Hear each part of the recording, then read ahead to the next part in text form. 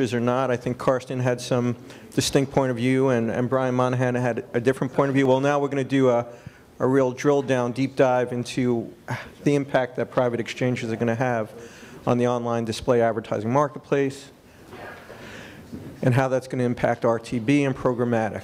So to lead that discussion, I'd like to introduce Esco Strong, who's Director of Display Marketplace Strategies for Microsoft. And are we set? Are you good? Just about. Okay. Well, thank you, Esco. Hello.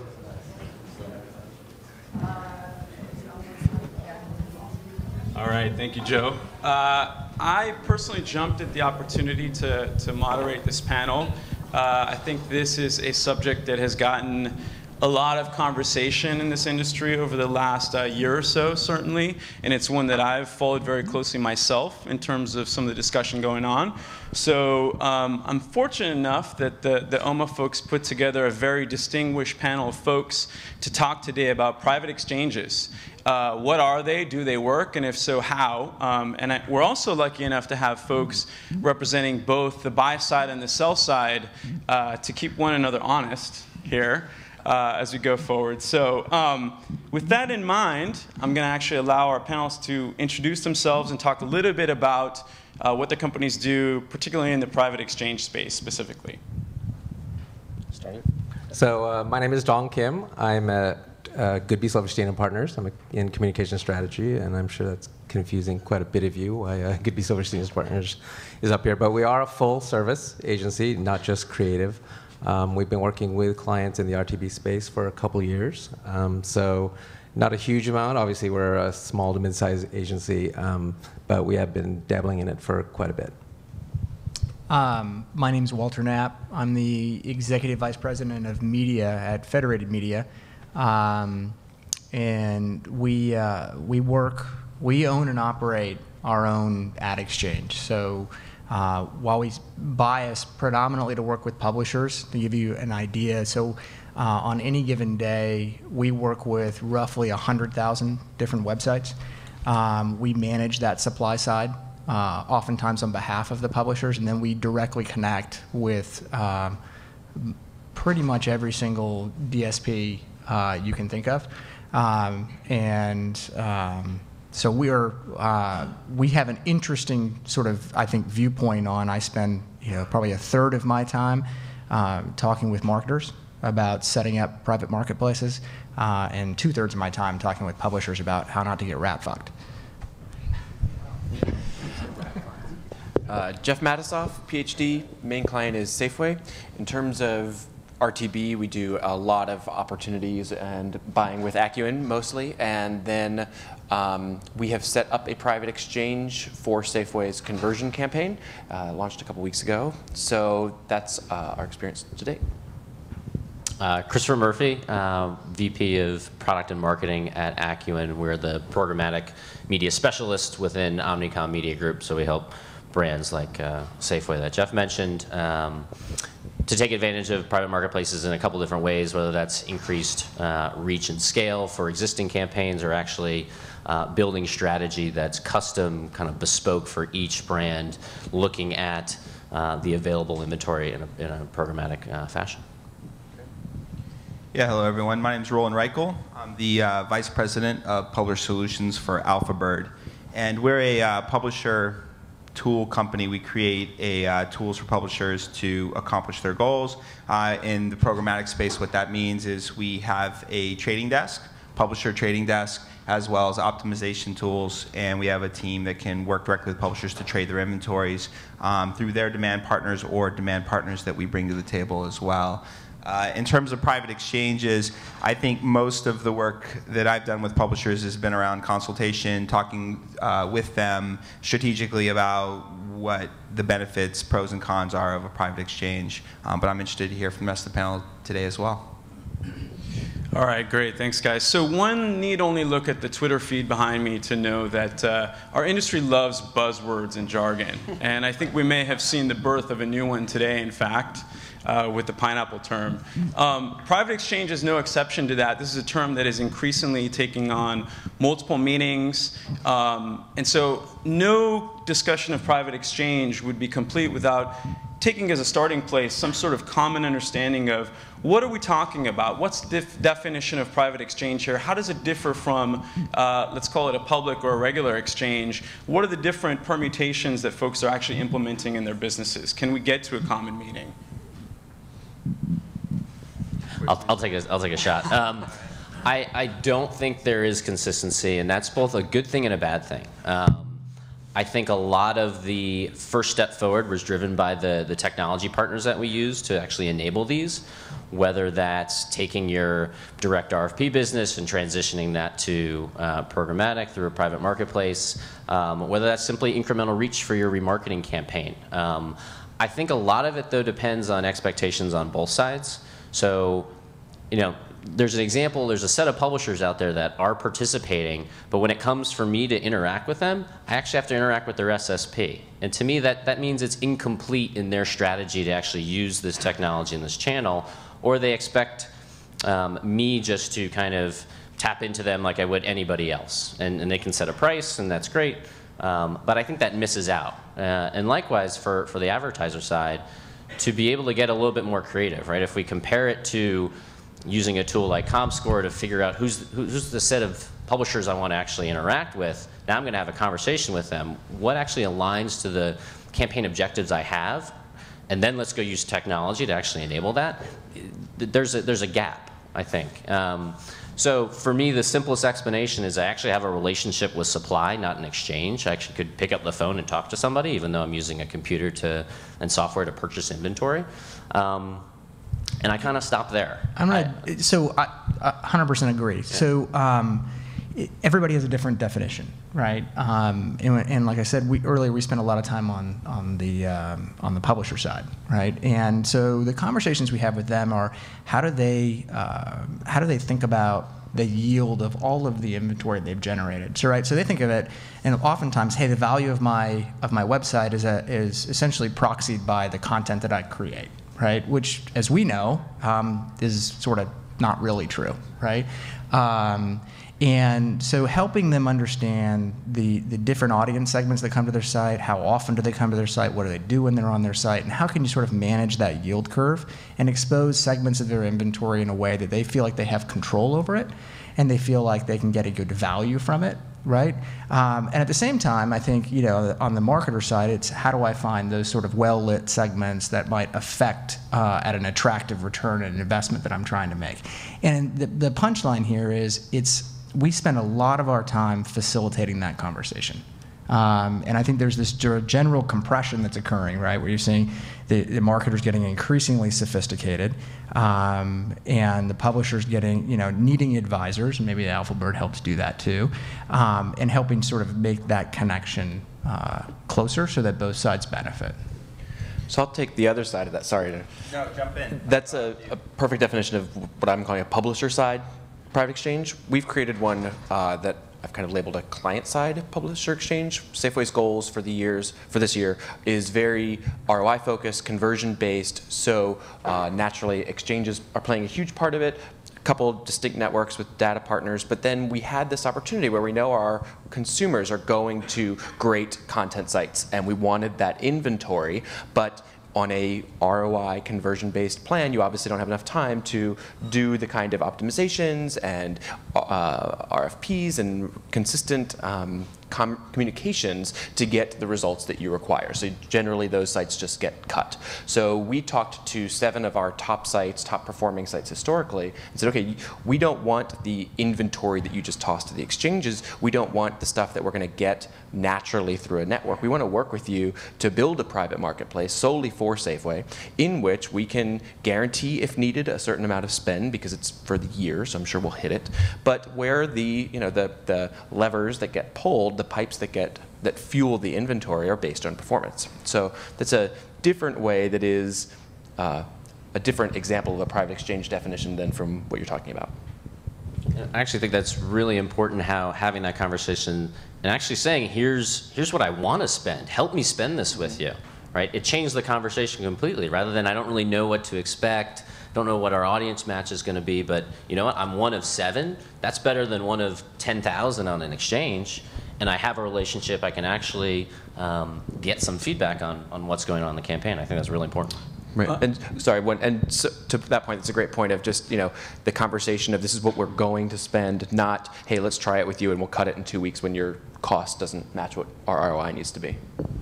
Well, I think that's a good example that you guys are describing where, and just to get back from into the definition of a private exchange, I mean, the way I see it is it really is a set of business relationships. And, as the publishers think more about their inventory, the audience segments they have, as they start to roll out their first-party data strategies and think about who their business relationships are outside of direct sold, right? So they have their direct sold, then they've got their remnant inventory, and they're starting to think about, hey, who are my really key and critical partners in that remnant inventory space? And the private exchange gives them the technology tools to go out and build those relationships and really trade that inventory effectively. And that's a lot of the conversations that we've been having, and publishers are thinking more and more about the private exchange as a way to increase revenue really out of that remnant inventory. I think that's important as well. So we're hearing a lot of discussion of essentially the fact that it facilitates relationships in maybe a more automated, maybe a more programmatic way. Actually, today's MediaPost Daily had a story in there that was titled "Private Exchanges Are RTB's Gated Community," where they were essentially positing the fact that maybe they create a lot of difficulty in terms of gated access, difficulty of discovering private exchanges. What's really meant to sort of facilitate and automate things has a lot of rules and a lot of process getting in the way of that. What's your view from a buyer's perspective, Dong, on whether that's true or not true about private exchanges? I do believe that is true. I mean, the reason that they are set up is to provide all of these controls on the publisher side. And with those controls, basically they are impeding liquidity in the market, right? So we have a lot of direct relationships with publishers now, and that causes another layer of complexity, right? So if you want to simplify or add data to some of the things that you're purchasing on a direct relationship site and want to participate in a private exchange, they're now in the process of sorting out whether they'll allow you to do that, how much will they allow you to do, what that counts towards maybe an overall commitment. So there are a lot of questions that still seem to be unanswered at this point, and we get a lot of, we'll get back to you. Yeah, I mean, it sort of was like huge amount of work at the beginning, but now once we've launched, everyone on the team is thrilled at how efficient and how much time and flexibility, time is saved and flexibility has occurred. But it certainly was a big ramp up. And some of it was a transparency and honesty game of just saying, look, this is not a negotiating tactic. We're not just trying to say, you're not making the plan if you don't do this. But you're not making the plan if you don't do this. So it's not trying to say we're trying to work with you in a different way. We're saying this is the way we want to work with you. And so if you can come to the table and be our partner, you are, to Chris's point, 1 of 7. And we're not going to everyone, we're going to our top performers. So and that took a lot of conversations. So once we had those conversations and people started to realize, okay, I see your business strategy. We brought them very behind the curtain and showed them, here are Safeway's goals for the year. Here's how they are different from last year. This is why we are moving in this way. We got a lot of, oh, okay, I get it. And then that sort of cleared the road a bit. But yeah, the work up front was immense.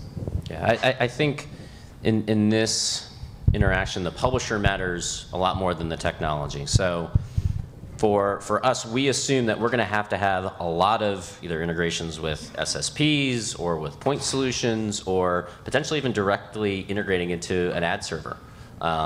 Because at the end of the day, it's not, I want to be heavy in one SSP. It's, I need to find those 7. Either Jeff already knows it, or we're going to help him find the next 7 or replace those 7. And then actually transact the way we want. And that's I think the gated aspect is, there are some tools, there is some institutional knowledge about who matters to the brands that we work with, but then the easily kind of transacting in that manner becomes a challenge. Can I ask a question? Absolutely. So listening to you guys two talk, and this is just a hypothesis that I've had, I want to see if it sort of proves it out. Do the SSPs and the DSPs, where there are a lot of TLAs, right?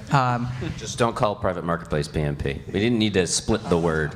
Do the SSPs and the DSPs, when setting up a PMP, think about how to access more VIPs Pineapple. or more?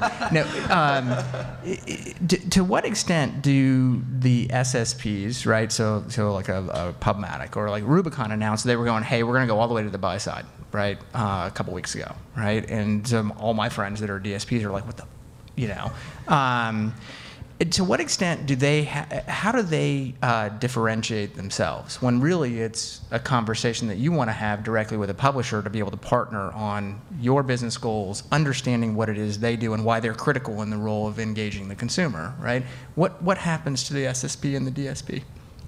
I think they're important to help translate because we kind of share a common language that maybe the publisher doesn't have, or to use cases that maybe they've seen in other partners to help them embrace it more.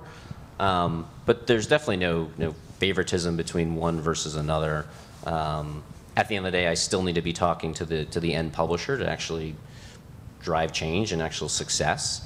The SSP is there to just kind of talk that middleware with, we don't build our own technology, so we license from DSPs as well, making sure the plumbing is there, right? So we can be creative, we can transact in the ways that we want, rather than being limited to whatever the extent of their integration is. Well, I have something I'd like to add to that. I mean, I think, in addition to providing that technology layer, the SSPs, and whether it's an SSP or a company like Alphabird, I think they also provide that relationship with the publisher and giving them the right tools.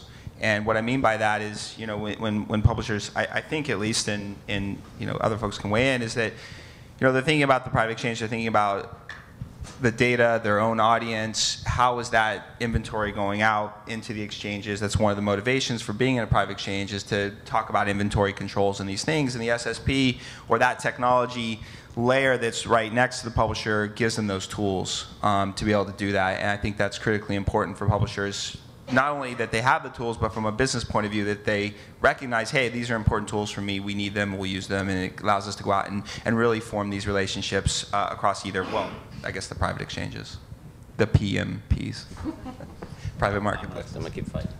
So, I think we're hearing some of the benefits, we're also hearing some of the challenges.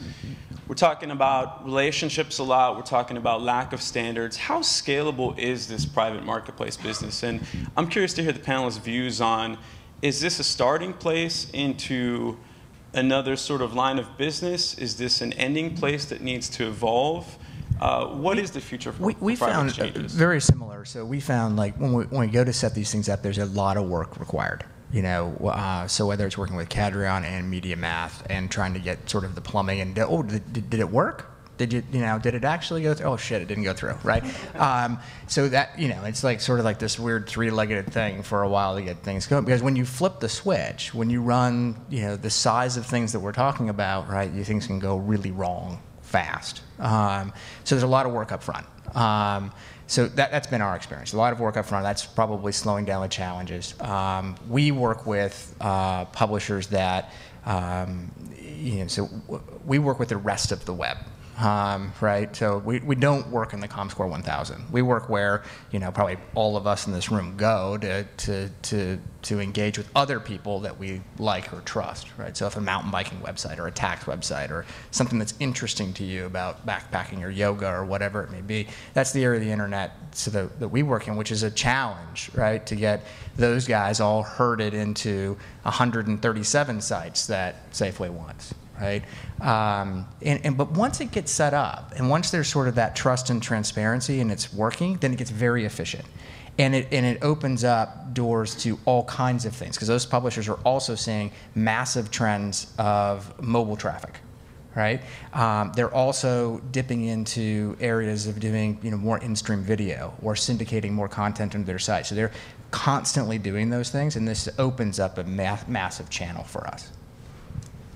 So call it what you will, tip of the spear might be the other end for some other folks, but this is happening. So separating out, what the publisher needs, but programmatic in the way it makes the process much more efficient, is going to continue. So if you want to stay in the publishing business and selling, as agencies start to make things much more efficient in terms of the buy side, they're going to need to adapt to it, because I mean, the days of sending out manual insertion orders and spreadsheets and hopefully that stuff is going away, regardless of whether it's auction-based or whether it's sort of a more traditional deal.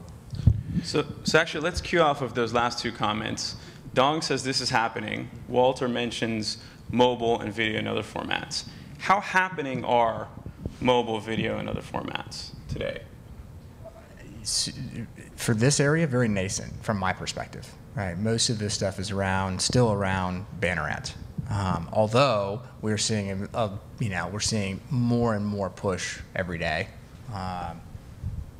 Well, I was going to mention it. I think one way to think about that question is, what's the purpose of the private exchange, right? So if it's a DR focus, then there's data, and you're thinking about your top performance in terms of, you're looking for some kind of conversion off of those formats, and that has a lot to do with what, if you're thinking about mobile or other things. And so I think, part of the question is, in my mind, is, why you're setting it up. If it's a branding, is the marketplace set up to do branding? Is it set up to do conversions, that kind of thing? And I think that has a lot to do with, like I said, whether people are going into video or mobile or looking at these other formats. Yeah, it's a supply-demand thing, I think, as well. There's not as much available quality video that exists on a platform, and partners are getting fair prices from direct sales forces, so they don't need to. They haven't had to have the conversation yet, I guess. And a lot of, I'd say, ad network video campaigns have been very purchased on kind of price efficiency. So the objective hasn't been, I want a specific relationship with these sets of content providers or publishers, and this is the core of what I'm trying to achieve in my campaign. It's, I want some kind of reach and scale across my video ad unit. So how about data?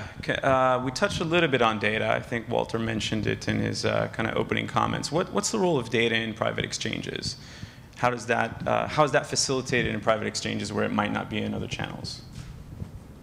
It's a lubricant. Just going to drop it right there. Elaborate at all? No? That was very ominous. Drop the mic and walk out. OMA RTB summarized, folks. Pineapples and lubricant. So what I'd say is it's absolutely important. It's one of probably the hardest things to figure out from the buy side of, how much data do I need that publisher to contribute? What's going to be the net benefit? What's the fair price for that? We're able to distinguish from our own data and third-party, readily available third-party data, what's the value of that in a transaction, but it's really hard, to test. I mean, we test for the first time and then kind of figure out, okay, here's actually what I would want to pay for it, or it does matter, or it doesn't matter. And the other challenge is, how do I apply that elsewhere? It can help me buy more within your gated community, but if I want to go use that same intelligence elsewhere, there's a little bit of a gap. So I need to find some kind of translation layer, and that can be a challenge. For Safeway, first-party data is key. I mean, they have a wealth of data from a store that it's retail data, so you know everything about them, and they go once a week religiously. They have to. So there's a ton of data, and I think the challenge of the private marketplace is the matchback. If you're working on a small inventory scale and a small number of cookies in general, what's your matchback ratio? Is it worth even making the initial investment to do that? And again, per our goals, okay, if we're really just fighting for the lowest cost, yes, that will help us identify. It might help the publishers more to help them identify which are the right impressions to serve, but we haven't gone there yet, just from a scale perspective. Yeah, I would be curious to hear more about what the expectations on the buy side are for publishers. I think as publishers start to really think about their two things are happening. One is they're thinking about their first party data, and that means that they're looking to implement some kind of data solution, across their site, so they can start to do matchbacks and start to really engage in these other things. And then they're also starting to think about their inventory holistically, how direct sold and remnant really work together in a holistic way, and data drives that discussion as well. So I think those two things are happening on the sell side, but I'd be curious to hear more on the buy side, kind of what expectations are for publishers in terms of the data they provide. I think that'd be interesting. So for the thing that we haven't talked about is the context around some of these sites. So from a branding perspective, context is hugely important. So From a publisher perspective, if you can start to overlay data on top of the context on your site, that adds value, right, to that inventory that you may have potentially just carved out as ROS before. And that's of interest to us, being in the right place, but also making sure that we're hitting the exact type of people that we want. Dong, you talked earlier about the fact that this is happening and folks have to sort of get with the program. What do you think what's maybe the one biggest factor that's keeping folks on the sell side, on the publisher side, from adopting this technology? What's maybe a big misnomer? I think you need a nomer in the first place to have a misnomer, and it seems like we haven't even gotten there yet. But I would think that they all have huge direct sales forces, right? And so this way of working, and even overlaying data on top of your impressions has implications for that, right? So if you're overlaying data and making certain impressions more valuable, you're also shedding light on the inventory that is less valuable, right? So, for a lot of B2B marketers, they have very, very similar audiences. So if you're a publisher, like the Wall Street Journal, for example, and you have a lot of B2B advertisers, there's only so many C-level executives to go around. And if you're packaging that all up, it wouldn't take very many advertisers to pluck all of that off. And I've yet to see clients come to me for middle management targets in 501 plus, Fortune 501 plus companies. That was going to be my answer for the scale question, is actual sales alignment on the publisher side for this channel. I think there often can be confusion that this is just a shift in the channel of how we're buying versus also a shift in strategy. But fundamentally, one of the questions I always ask publishers up front is, tell me, is there a run of site placement within the buys that you do that you actually think would be better positioned through programmatic? They usually will say yes, and then I ask, well, is your salesperson actually saying that? And then they'll say no.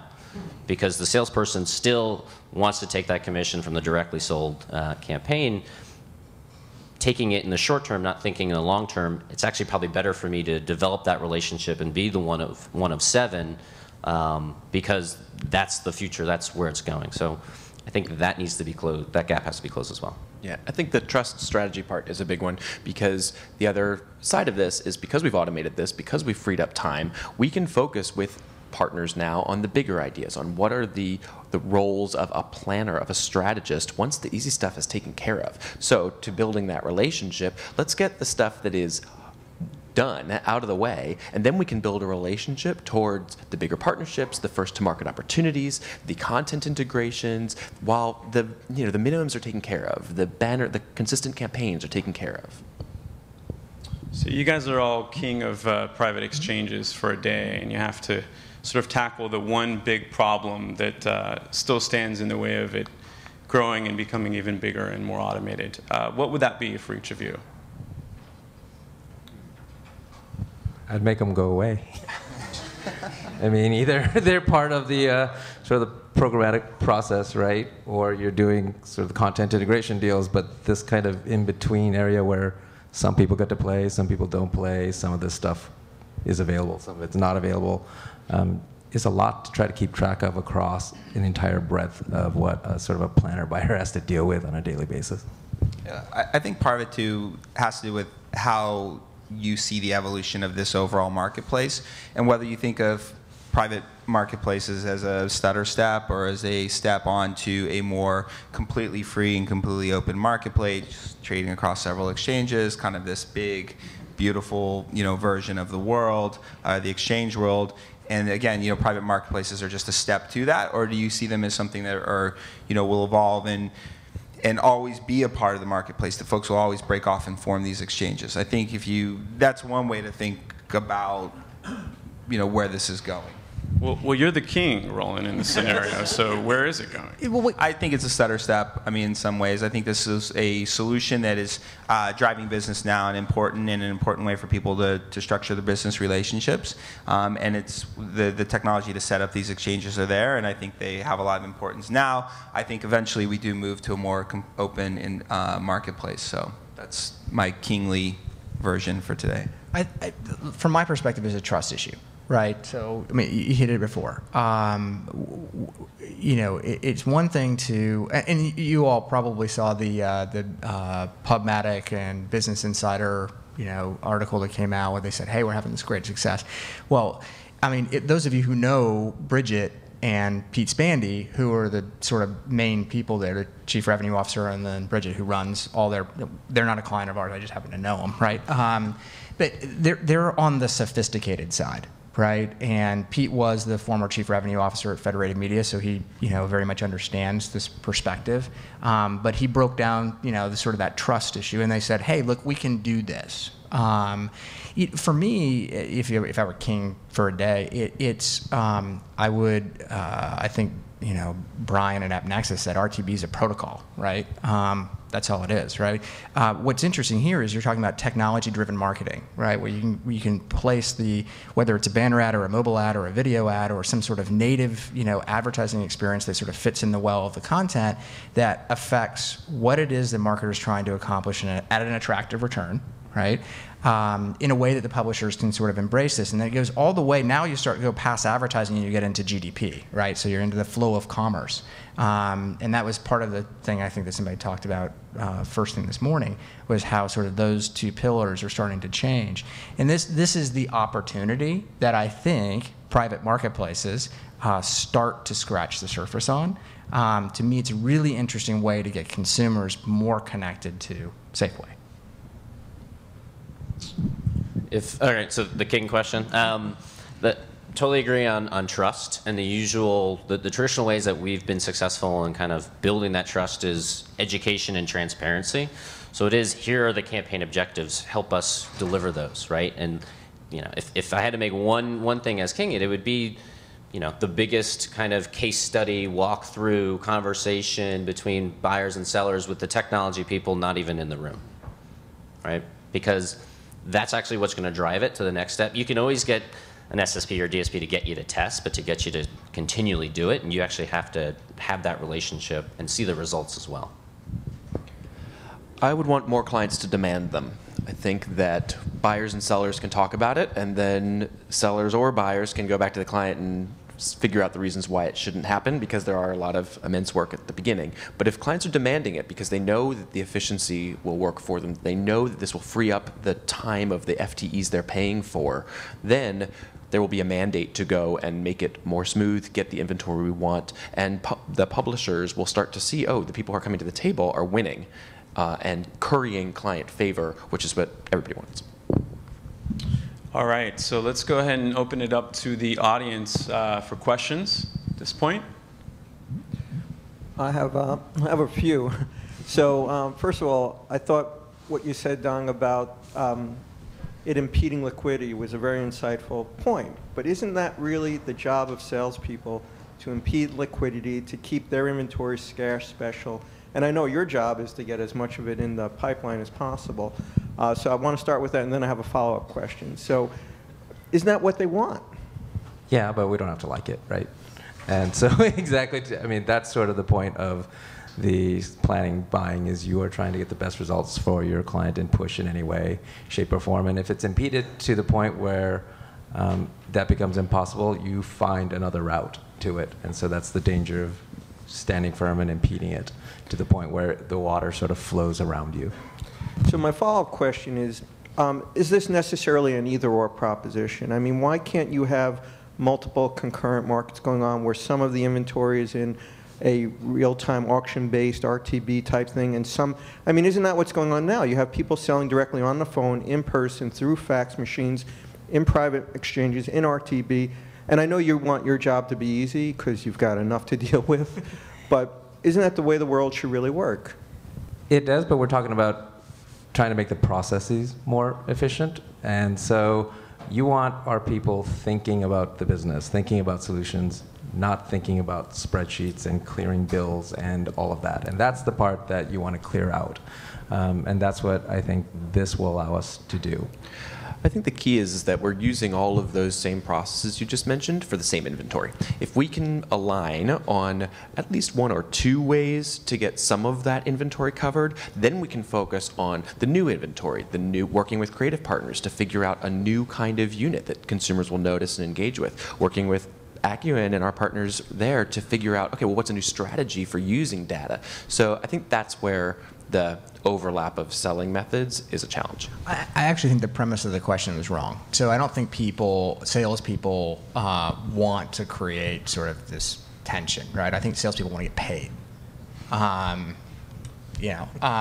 So figure out ways to make them get paid, and if that makes them move up and do more tentpole campaigns or things like that, or stitch the whole thing together, that's sort of like that's what we did. We laid off a large portion of our sales force. Late last year, it was in the news, and people that follow us for whatever it's worth saw that. But that was the design. It wasn't just to go shoot a bunch of salespeople because they sucked. It was, hey, let's double down on really good salespeople and get rid of people that are just RFP jockeys. That's what we did, right? Yeah. So you're taking it down to the individual salesperson level. Let's stay up at the publisher level, because this is all about yield management and optimization.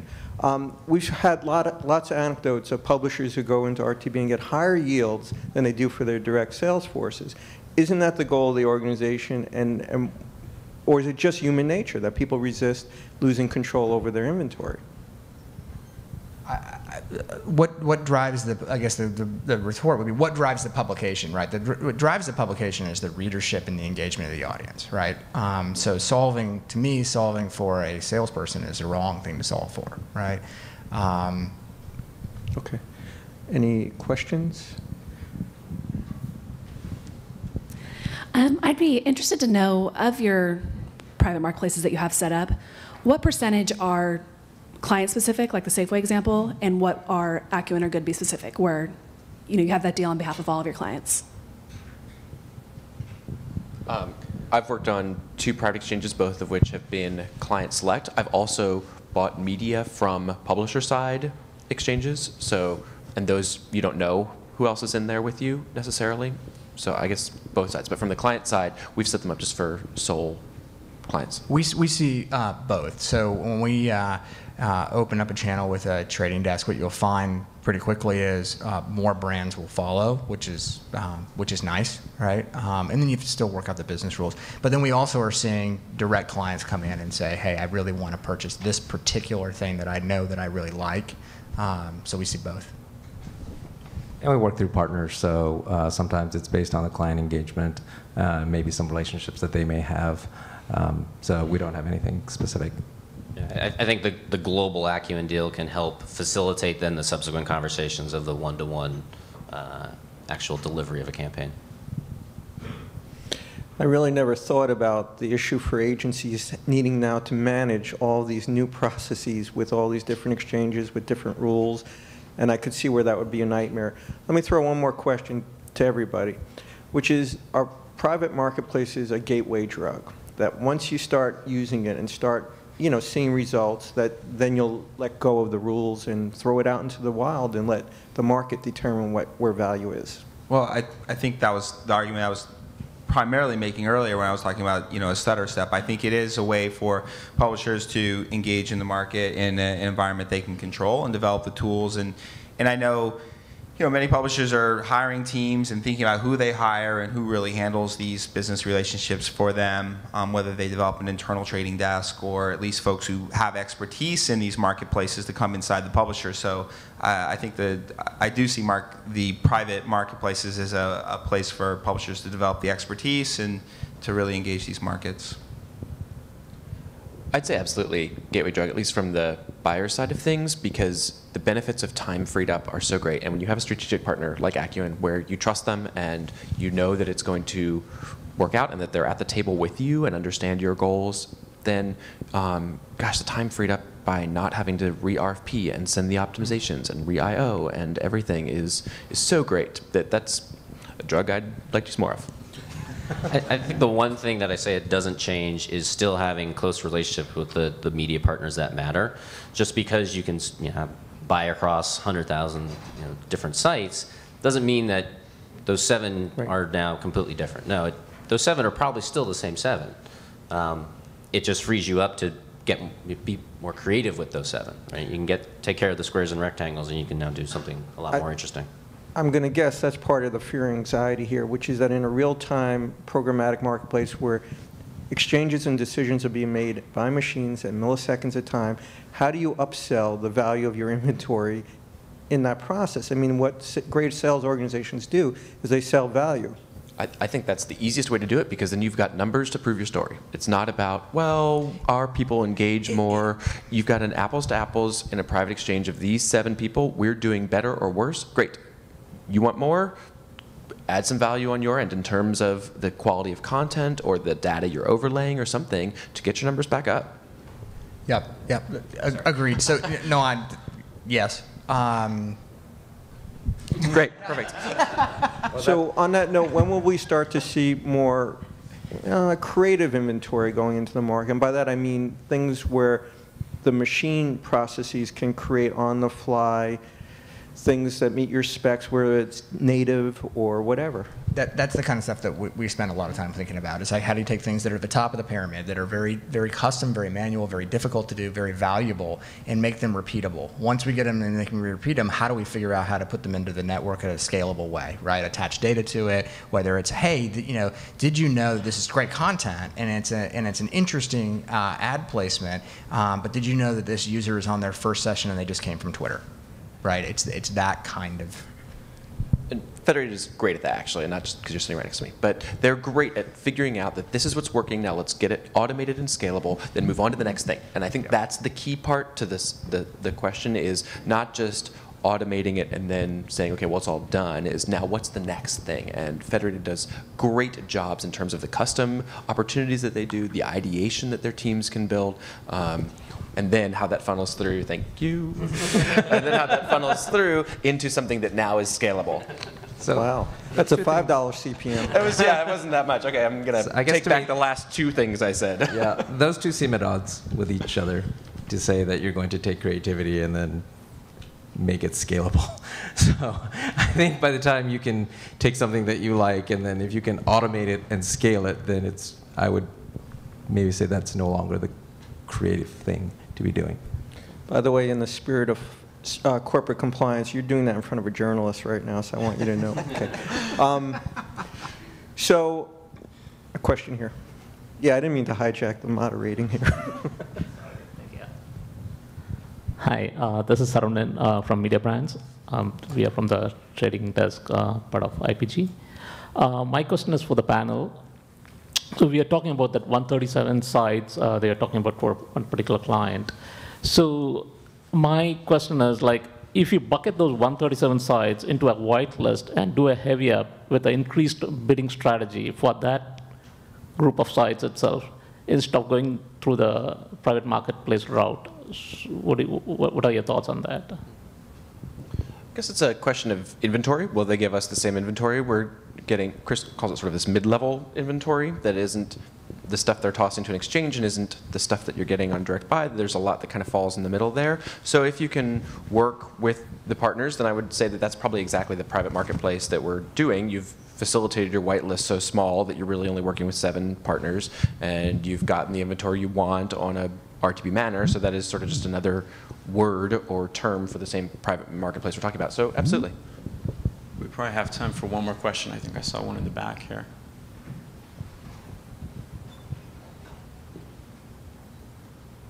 Thanks. Hi, Joy from Pubmatic. Very interesting conversation you guys are having up there, and wondering, the information you're sharing, are they direct results of how much your advertisers are willing to spend on a private marketplace? If you guys could just do a show of hands of, over $100,000 in media spend, I'd really love to understand how much you're investing in this today.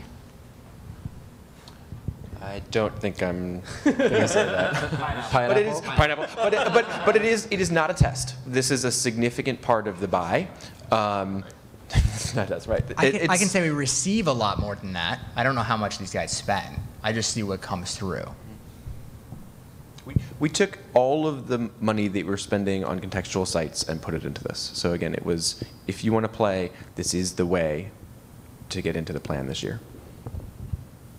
I mean, we heard from Brian Monahan earlier that about almost a quarter of all the inventory and display is being bought this way now. I don't imagine it's all long tail. I imagine there's a lot of big agencies doing this. Okay, well, on that note, I want to thank this panel.